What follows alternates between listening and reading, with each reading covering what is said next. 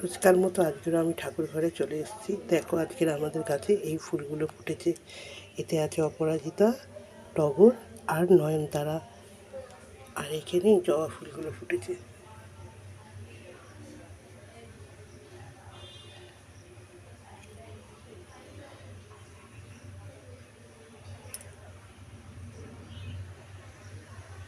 আমাদের গাছের তুলসী পাতা দেখো, কত বড় বড় তুলসী পাতা দেখো, কত বড় বড়। আর রাধাকৃষ্ণের মালা গাঁথা হয়ে গেছে। দেখো, একটা রাধাকৃষ্ণের জন্য মালা গেঁথেছি, আর একটা গেঁথেছি লোকনাথ বাবার জন্যে।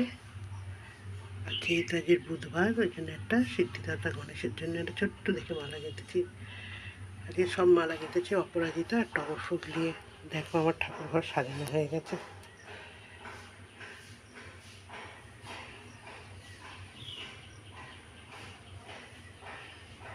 তোমরা দেখে বলো কীরকম হয়েছে। শুভ সকাল।